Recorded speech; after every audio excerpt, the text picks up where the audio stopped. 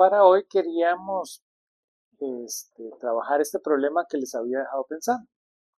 Habíamos dicho que este era el problema de la braquistocrona. Entonces es un problema que de ahí tiene su pensamiento interesante, pues no es tan intuitivo como uno lo podría pensar. Como les decía, el hecho de que aparezca la gravedad hace que el problema sea un poquito diferente. De ahí es muy interesante porque llegamos a este concepto de curvatura del espacio-tiempo. Porque entonces, claro, lo mencionábamos ayer, donde usted tiene aquí su sistema de coordenadas y usted tiene un punto y tiene otro punto, a este le llamamos el punto A, a este le llamamos el punto B. Y claro, ustedes pueden pensar que este es el camino más corto para llegar de A a B. Eso habíamos dicho que era el camino más corto sin la presencia de una fuerza. Pero claro, podíamos introducir la gravedad y la gravedad va a cambiar ese panorama. Y les decía, cuando queremos hablar de fuerzas en la teoría de Newton, tenemos un problema de covariancia. Entonces, les contaba cómo en la teoría que desarrolla Einstein para mejorar la teoría de Newton, volverla covariante, él necesita deshacerse de las fuerzas. Entonces, claro, este es un bonito ejemplo porque aquí, como les contaba, el camino más corto no es esa línea recta, sino es aquí una curva.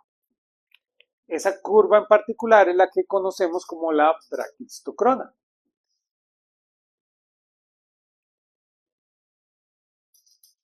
Ahora, ustedes podrían pensar de una manera distinta. Ustedes podrían pensar que no existe la gravedad, sino simplemente el espacio ahora es de esta forma. Entonces, aunque la partícula sigue la línea recta como si no hubiera gravedad, ahora el espacio que es para ella el espacio plano, ahora es curvo. Entonces, ella, como si no tuviera ningún potencial, sigue este caminito rojo. Porque ahora el espacio para ella es el espacio rojo. Pero ella lo que está viendo es un espacio totalmente plano, como si no hubiera una fuerza. ¿Lo ven?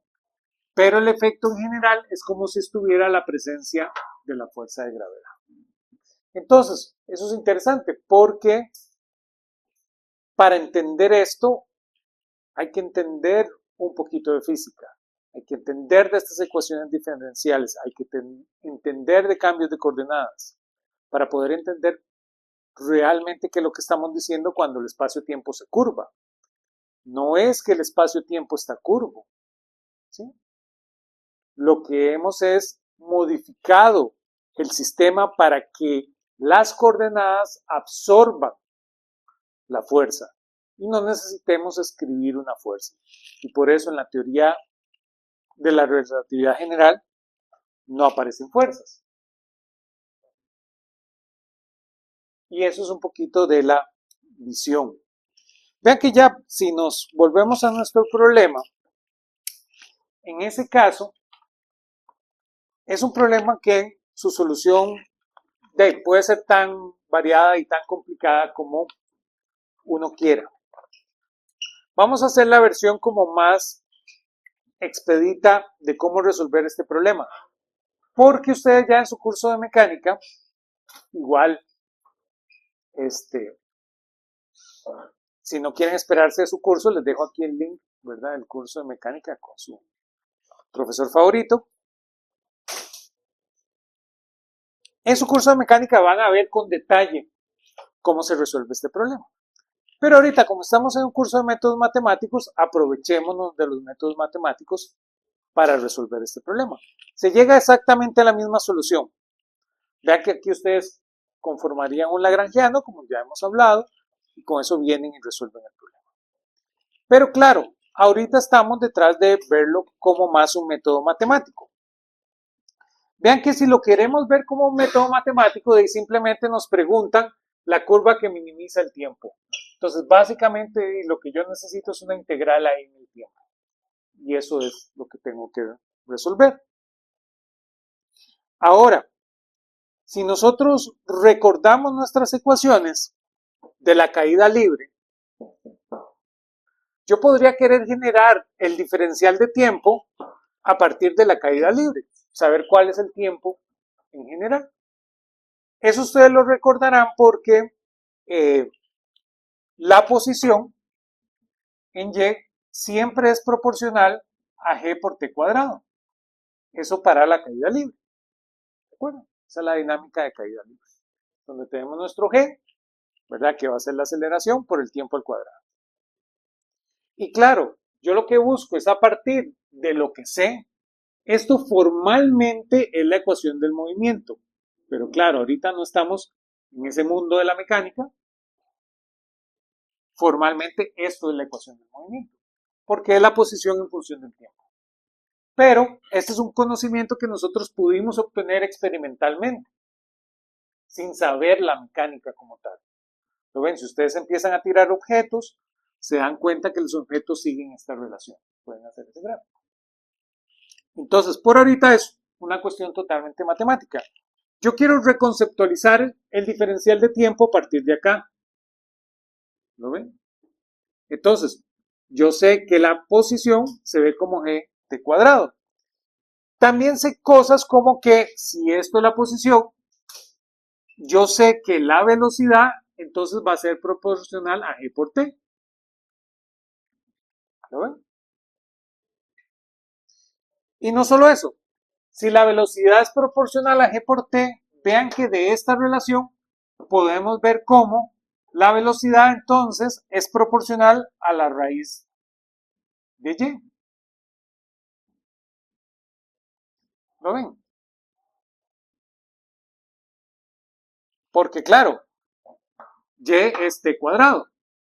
Entonces, t es simplemente raíz de y. Entonces, para todo efecto práctico, nuestra velocidad es proporcional a la raíz de y. Entonces, si yo quiero recuperar en esta ecuación, yo sé que no puedo integrar en el tiempo. Necesito una integral en el espacio.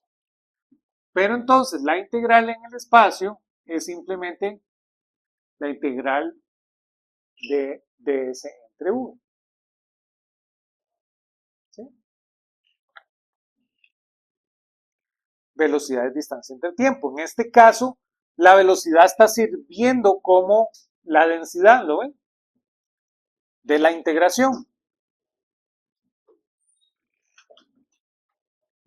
Y claro, ya ahora sí puedo hacer esa integral.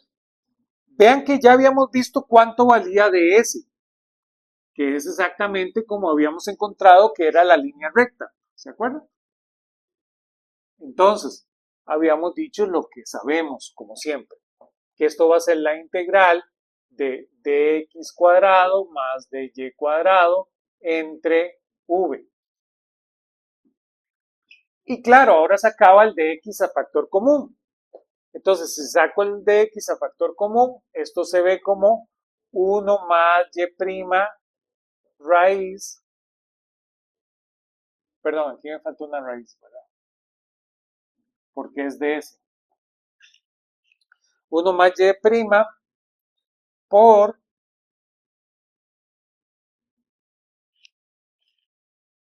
1 más y' cuadrado por dx.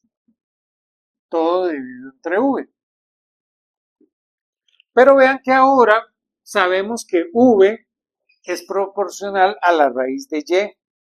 Entonces, claro, esta integral realmente es la integral de 1 más y' cuadrado entre la raíz de y de x. Entonces, realmente el problema lo que nos está planteando es que minimicemos este funcional. ¿Lo ven? Y ya por la presencia de esta raíz de y, no es la misma solución que habíamos encontrado para la línea recta.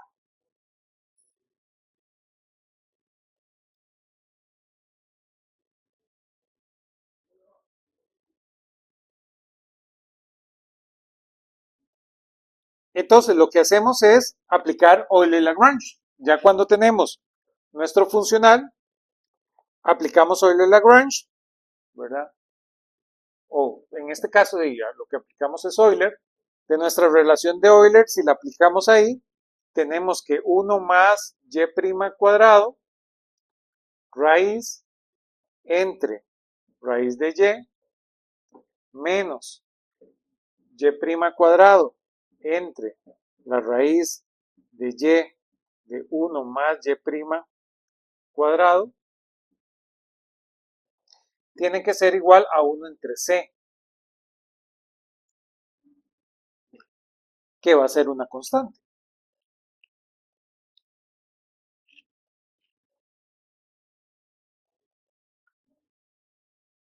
Esa relación, vean que la podemos ver como que c cuadrado es igual a y de 1 más y' cuadrado. O dicho de otra manera, que y' cuadrado es igual a c cuadrado menos y entre y.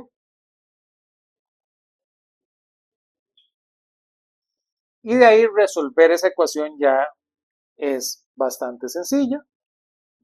La solución nos da que y es igual a c cuadrado medios de 1 menos el coseno de u.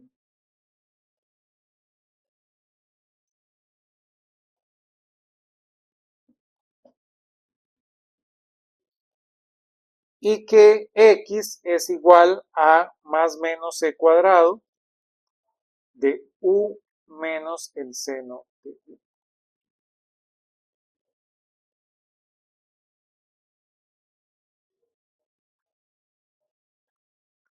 Dividido entre 2.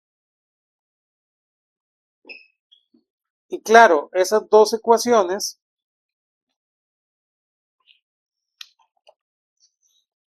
son bastante específicas.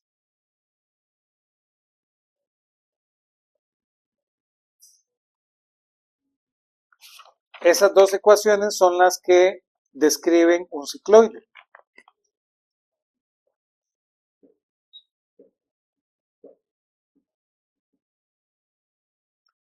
Que es básicamente esta línea roja.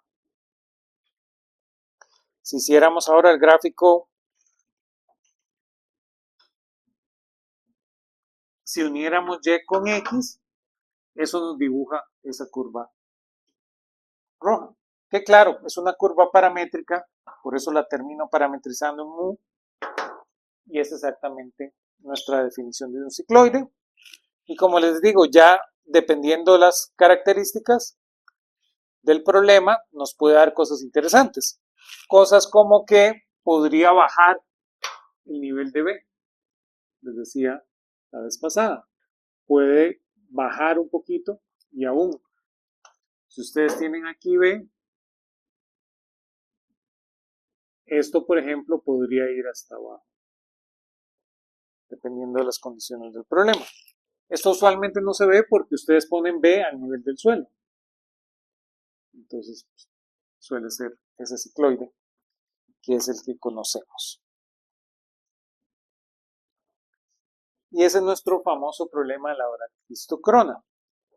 Como les decía, ya ustedes en su curso de mecánica lo van a ver con cuidado a partir del lagrangiano, porque ustedes introducen aquí la gravedad.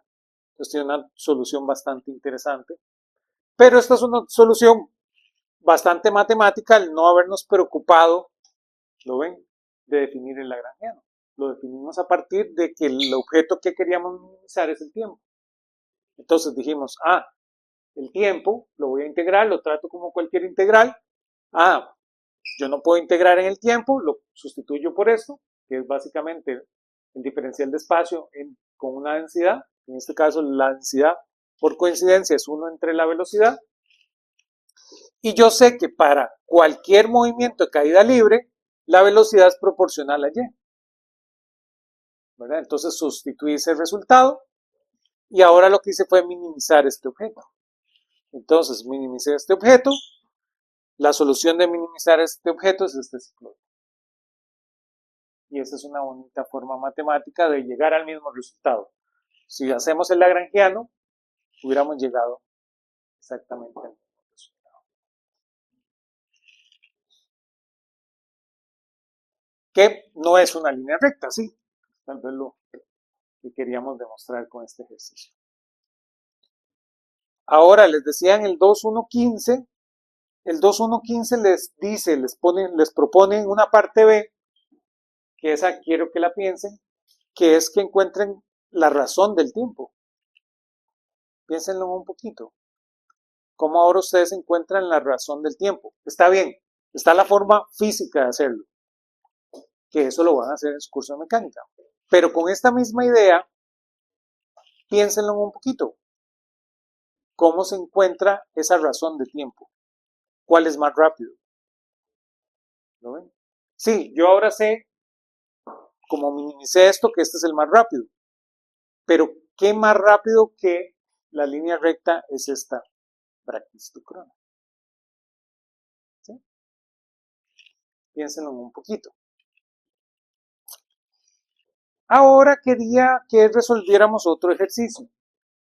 Quería que resolviéramos un ejercicio por restricciones, que no hemos entrado en ese mundo. Vamos a resolver un ejercicio bastante sencillo.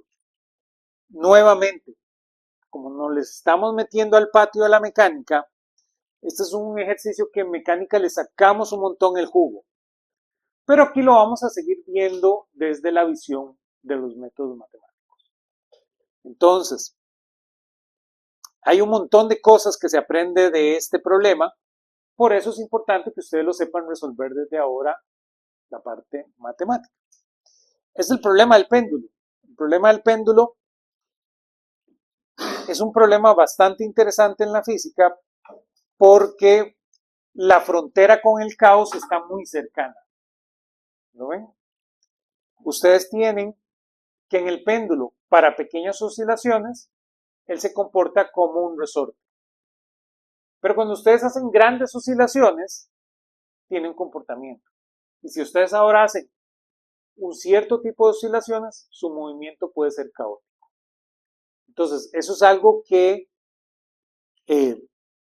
hace a un péndulo un problema interesante en la física, porque evoluciona desde algo muy regular, como un oscilador armónico, que es el resorte, hasta un sistema caótico. Que eso también, como les digo, es algo que ustedes en mecánica le van a sacar el jugo.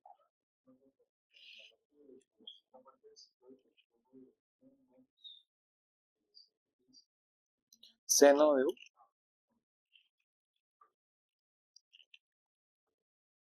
Entonces veamos el problema en específico. Voy a ahorrar un poquito por acá.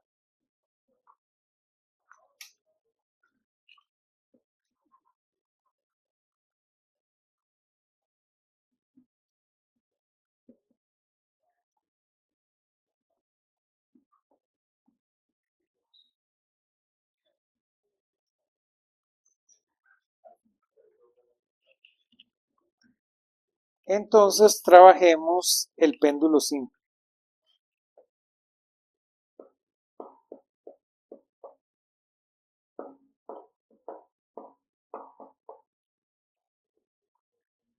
Entonces, el péndulo simple, como habíamos mencionado, es un tipo de problemas que ustedes resuelven en una dimensión. Pero ustedes nunca se preocupan por qué se resuelve en una dimensión. Ya hoy en día, como ustedes saben bastante de métodos matemáticos, saben por qué ese problema se resuelve en una dimensión. ¿Lo ven? Porque este problema, cuando ustedes lo dibujan, ustedes lo tienen acá.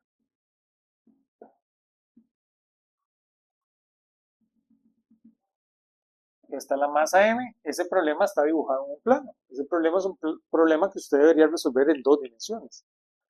Pero usted lo resuelve en una dimensión porque este problema tiene una restricción. ¿Lo ven? Entonces, ¿cuál es la restricción de este problema? Vamos a aprovecharnos y vamos a resolver este problema a partir de multiplicadores de Lagrange, recordando que ahí tenemos una restricción.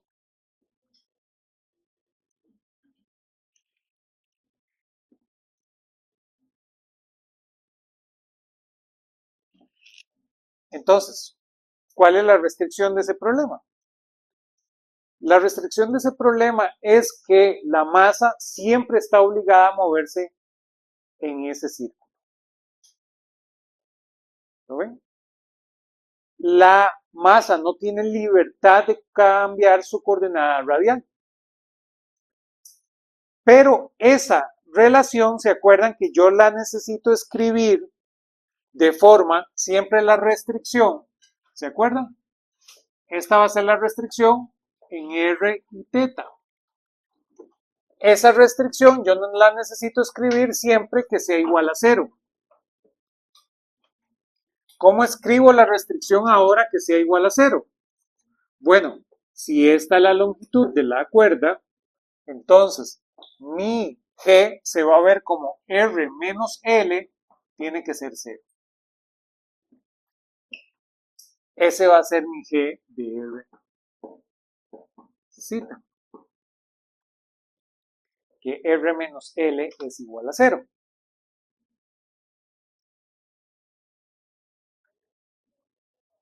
Ya con eso, con esta restricción, puedo resolver el problema.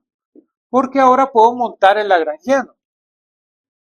Vean que el lagrangiano que voy a montar, yo les había dicho en la clase anterior que es la energía cinética menos la energía potencial. La energía cinética la tengo que escribir en coordenadas polares, porque son las que estoy trabajando. Entonces, en coordenadas polares, la energía cinética no es más que un medio de m, abro paréntesis, r punto cuadrado más r cuadrado zeta punto cuadrado. Cierro paréntesis. Esto ya lo habíamos estudiado, ¿verdad? Cómo se ve la velocidad en otro sistema de coordenadas. ¿Sí? Entonces, ustedes no pueden ser insensibles a este resultado. Claro, cuando yo estoy aquí con niños que no saben cambios de coordenadas, ellos dicen, wow, ¿verdad? Pero aquí simplemente la velocidad en coordenadas polares. Menos la energía potencial. Vean que la energía potencial es el potencial gravitacional, que es mgh, y entonces en este caso va a ser más, porque este potencial siempre es negativo, mg por h. Pero en este caso vean que h siempre es r por el coseno del ángulo. Eso tienen que convencerse. Siempre va a ser r por el coseno del ángulo. ¿Sí? Esa siempre va a ser la altura.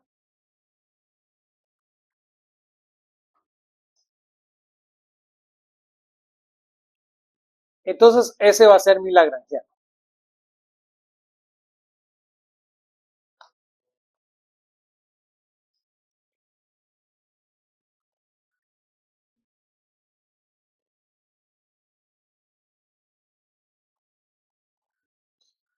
Ahora, lo que tengo que hacer es aplicar Euler-Lagrange para el problema. ¿Okay? No hay ninguna ciencia aquí extraña. Simplemente tengo que hacer multiplicadores de Lagrange porque tengo esta restricción. Entonces, yo necesito aplicar Euler-Lagrange para R. Euler-Lagrange para R dice que la derivada parcial de L con respecto a R menos la derivada total de la derivada parcial de L con respecto a R punto más lambda de la derivada parcial de la restricción con respecto a R. Y esto tiene que ser 0.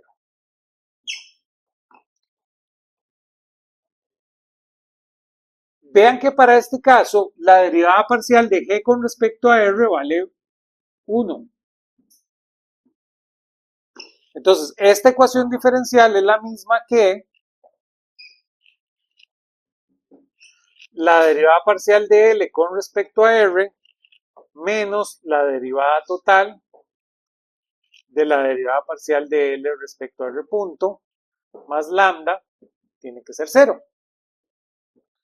Y ahora tengo que hacer la ecuación diferencial para el ángulo. Vean que para el ángulo va a ser la derivada parcial de L con respecto al ángulo menos la derivada total con respecto al tiempo de la derivada parcial de L respecto al ángulo punto más lambda de la derivada parcial de G con respecto al ángulo. Tiene que ser igual a 0. Pero esta derivada en este caso vale 0. Entonces la ecuación diferencial implica que la derivada parcial de L con respecto al ángulo menos la derivada total de la derivada parcial de L respecto al ángulo punto tiene que ser igual a 0. En este caso, esta es la ecuación de Euler-Lagrange para el ángulo sin multiplicador.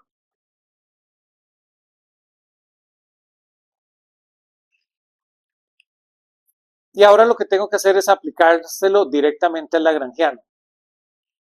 Ustedes recordarán, yo les conté que tradicionalmente uno lo que hace es, hace las derivadas parciales primero. Entonces, lo que haríamos es la derivada parcial respecto a R de nuestro lagrangiano. Entonces, vean que esa derivada nos va a dar M R teta punto más mg coseno del ángulo. Eso nos daría esa derivada parcial.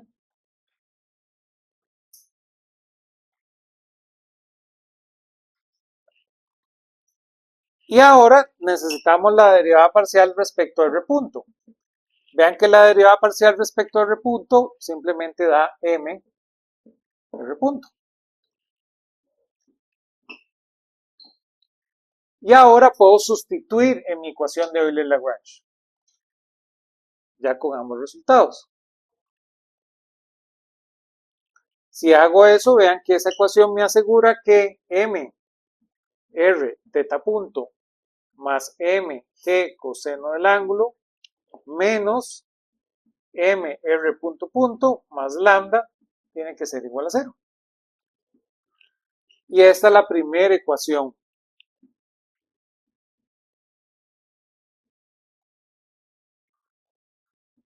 Le vamos a llamar la ecuación 1. Hacemos lo mismo para el ángulo.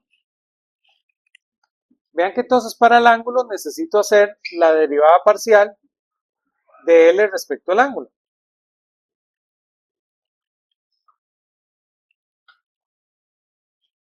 Vean que el único ángulo que tenemos aquí es este. Entonces la derivada del coseno es el menos seno.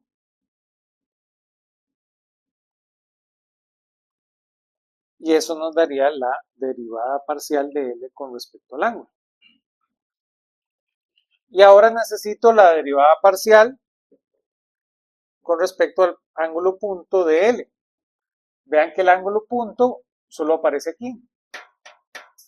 Entonces eso me da M teta punto. Y claro, si yo sustituyo ahora en Euler-Lagrange, esto me queda que menos mgr seno del ángulo menos m teta punto punto debe ser igual a 0. Y a esa le voy a llamar la ecuación número 2.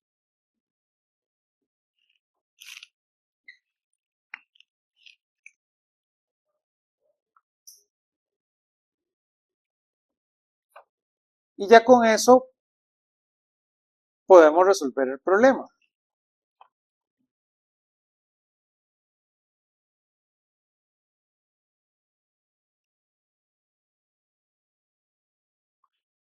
Recordaremos que hay una tercera ecuación, que es la ecuación diferencial para nuestra restricción. Que en este caso esta ecuación, como es bien portada, es la misma ecuación. Entonces no tiene nada de particular. Dígame.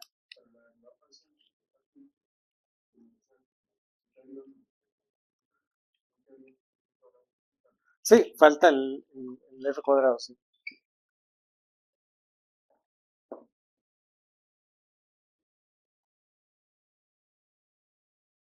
mr cuadrado teta punto punto.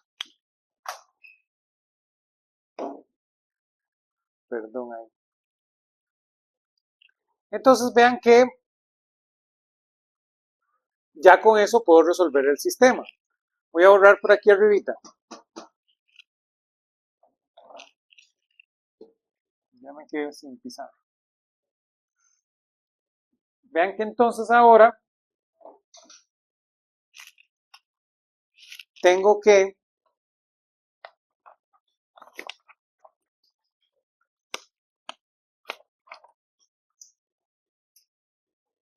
sustituyo la ecuación 3, que la ecuación 3 es exactamente la que acabo de borrar, que R menos L es igual a 0.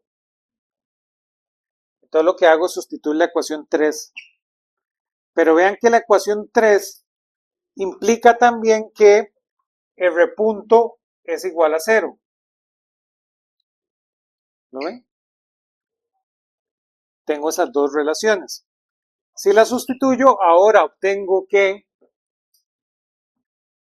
sustituyendo 3 en 1 y 2, obtengo lo siguiente. Obtengo que ml teta punto cuadrado más mg coseno de teta punto, ¿verdad?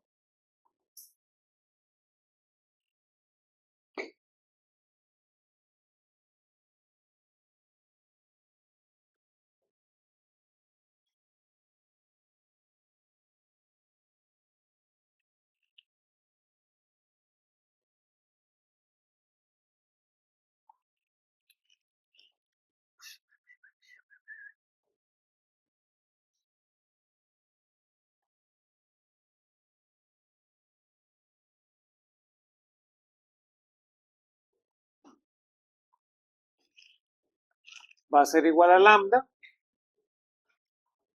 A ver, ¿qué dice?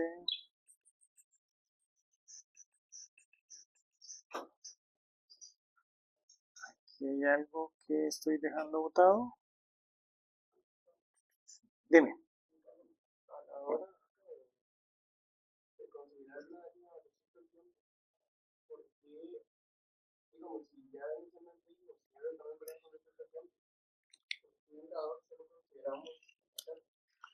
Dame solo un segundo. Ya vi que dejé aquí un número botado. Vean que esta derivada parcial, aquí esto es teta punto cuadrado. ¿Sí? Nada más porque es la derivada de este. Entonces dejé ese número, ese 2 botado. Entonces aquí es teta punto cuadrado. Ahora sí, perdóname.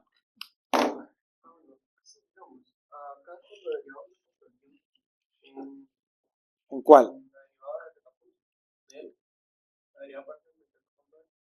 La derivada parcial, esta que está aquí, eso es este objeto. Ajá.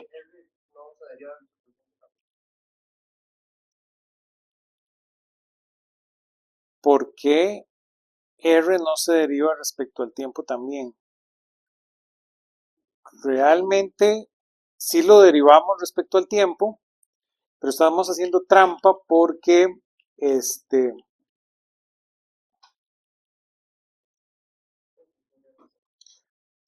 sí, estamos haciendo trampa porque esta cantidad es 0. Bueno, ahí tienes toda la razón.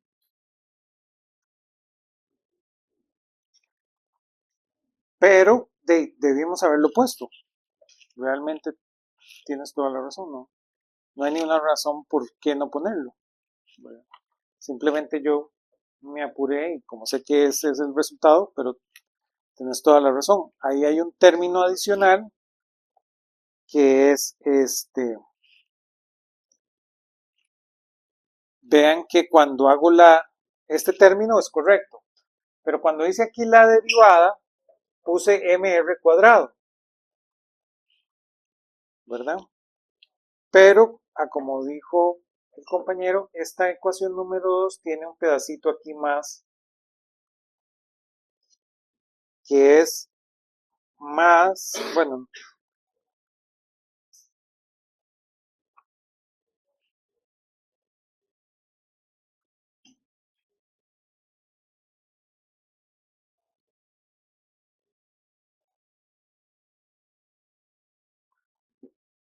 a ver, a ver, a ver, a ver, a ver. Entonces, esto es respecto a teta punto, sí, es el negativo.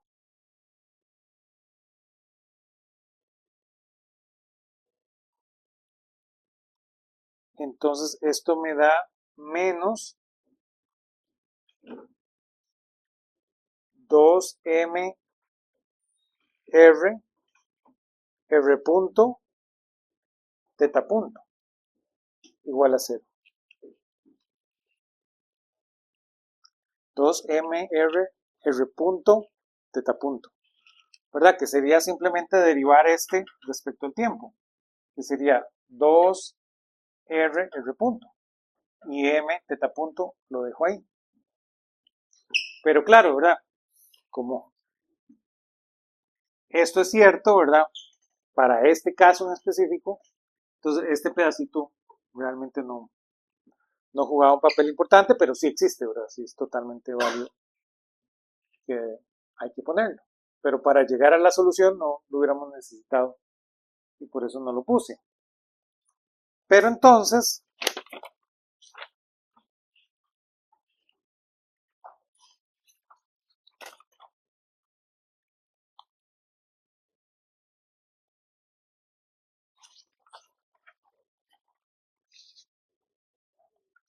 ahora sustituyendo eso,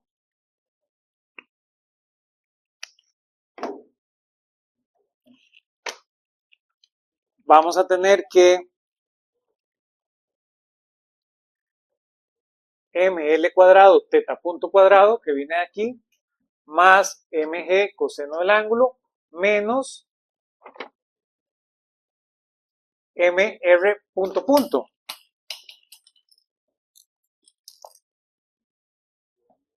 Pero pasa lo mismo. R punto punto vale 0. Entonces esto tiene que ser igual a menos lambda. ¿Lo ven? Esa sería la nueva ecuación 1. Entonces pongámosle aquí 1' para acordarnos. Y ahora, igual, sustituimos 3 en 2. Entonces vean que 2 va a ser m l cuadrado teta punto punto más mg l seno del ángulo igual a 0. Y esa va a ser nuestra ecuación 2' para este caso.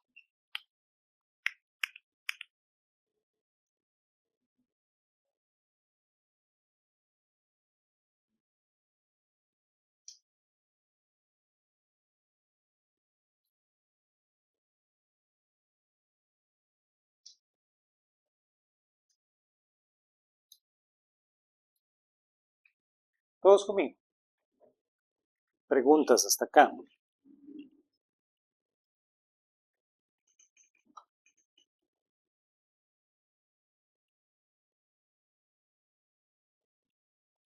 Y claro, ahora podemos ver con cuidado qué es esto, qué son estas dos ecuaciones.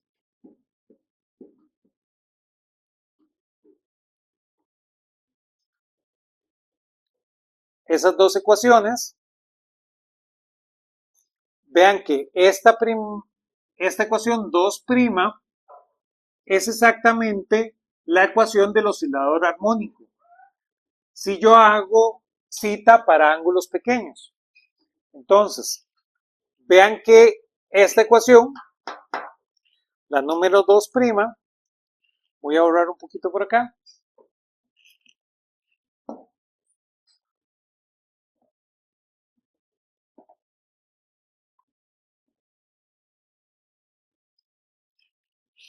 De 2'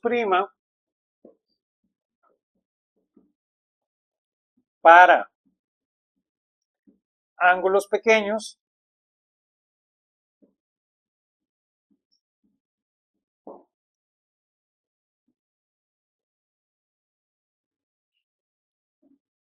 eso implica que mi ecuación se ve como ML teta punto punto más MGL por el ángulo igual a 0. Y ese es nuestro amigo el oscilador armónico. Yo ahora lo que hago es dividir ML cuadrado, toda la relación, entonces esto es teta punto más G entre L por teta igual a 0. Y ustedes aprenderán en mecánica que esto es la frecuencia. Entonces la frecuencia de oscilación en este caso simplemente es G entre L raíz.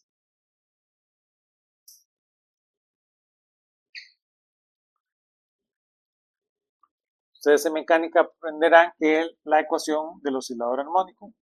También esto probablemente ya en física 2 han hablado de eso. Tiene esa forma. Entonces que la frecuencia de oscilación es la raíz de G. Y ahora esta ecuación 1', tal vez es la más interesante, porque vean que tenemos el multiplicador de Lagrange. Esa ecuación 1',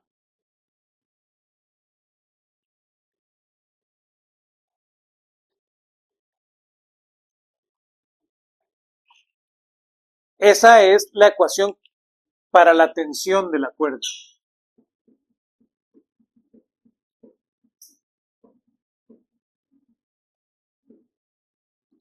Entonces, esto es algo muy importante. El multiplicador de Lagrange siempre está relacionado con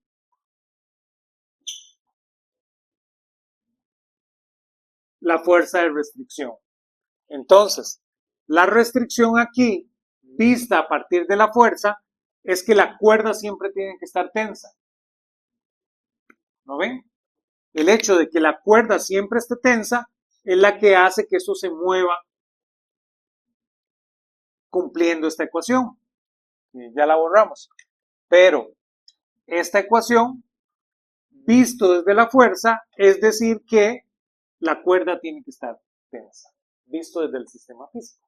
Entonces, siempre nuestro multiplicador de Lagrange termina relacionado con la fuerza de restricción, que en este caso es la tensión de la cuerda. Y claro, para ustedes esto no es nada extraño. Esto tiene que ver con una relación centrífuga, ¿verdad? La centrífuga es la que logra que la cuerda esté tensa.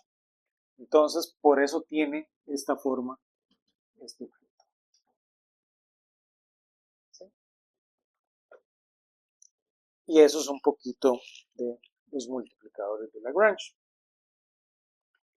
Vean que con esto ya cerramos un círculo en el curso. Empezamos hablando de vectores, de cálculo vectorial. Después hablamos de cálculo tensorial. Después hablamos de matrices. Después hablamos de teoría de grupos. Y ahora hablamos de cálculo variacional. Entonces, vean que al fin y al cabo lo que hemos ido recorriendo en este curso, primero son las bases matemáticas que tiene la mecánica, para poder crear la mecánica. Pero la pregunta que inició este curso, y es el que inicia la física, es cómo nosotros estudiamos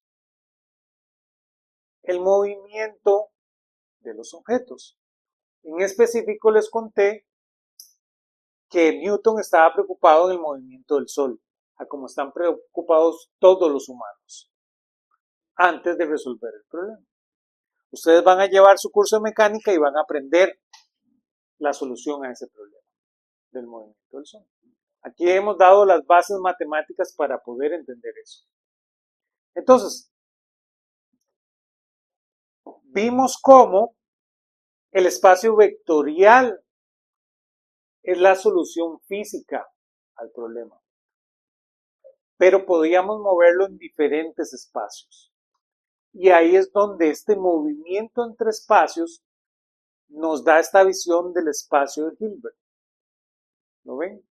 Entonces, de alguna manera, esto de estarme moviendo entre espacios hace que el espacio juegue un papel muy importante en entender la dinámica de los sistemas.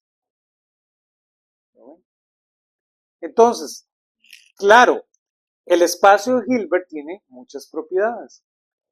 La más interesante, que fue la que hablamos en el curso, es que todos los objetos se ven de esta manera, ¿se acuerdan? Como una suma espectral. Entonces, todos los objetos se ven como un coeficiente por un objeto direccional. Y así son todos los objetos. Esto es la razón por la cual los físicos terminan obsesionados con expansiones de Taylor. ¿Lo ven? Porque, ¿qué era el espacio de Hilbert? Es el espacio vectorial donde los problemas tienen solución. Entonces, claro, todo problema de la física tiene solución si sus cantidades físicas se pueden ver de esta manera, porque eso hace que sean miembros de un espacio de Hilbert. Entonces, el ver las expansiones de esta manera para cualquier cantidad física es muy útil. No estamos mintiendo, es un conocimiento que tenemos un paso más arriba. ¿Lo ven? Que ya ustedes después de llevar este curso lo entienden. Y esto no hay forma otra vez de cómo comunicarlo. Si usted no entiende lo que es un espacio vectorial, no hay forma de cómo comunicar por qué los físicos terminan obsesionados con las expansiones de Taylor.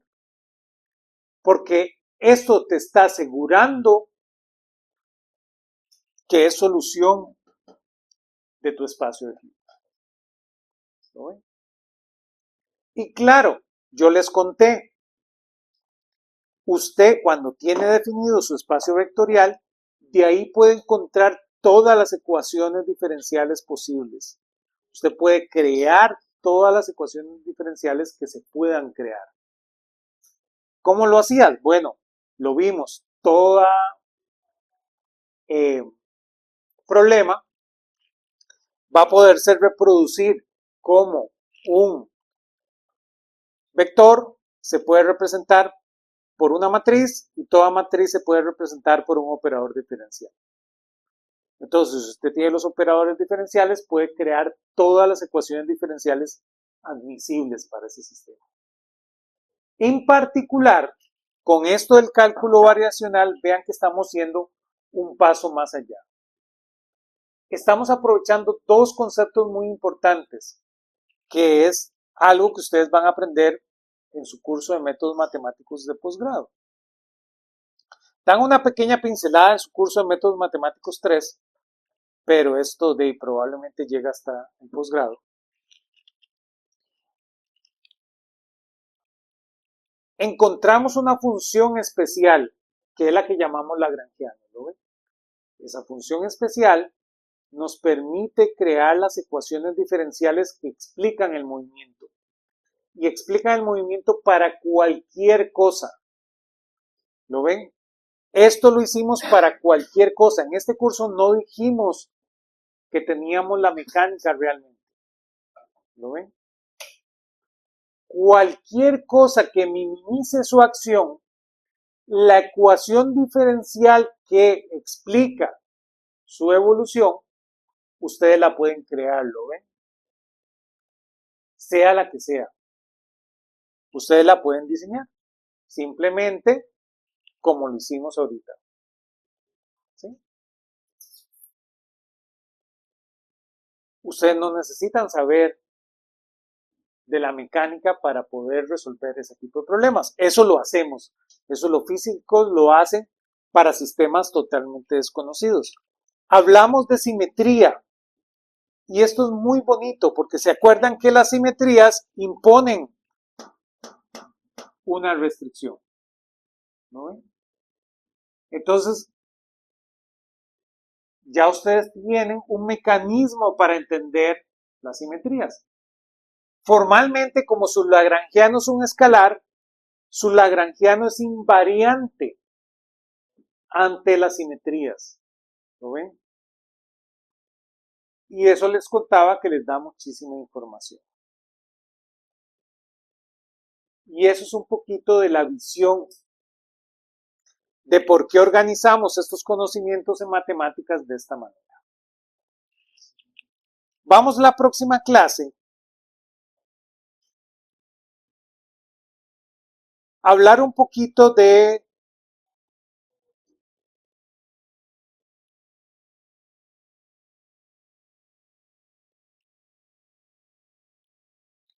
geometría diferencial. Este poquito que hablamos de geometría diferencial es interesante porque es un gran cañón matemático. Y es un gran cañón matemático que no tiene todavía una mosca realmente que matar en la física. Entonces, uno podría terminar el curso hoy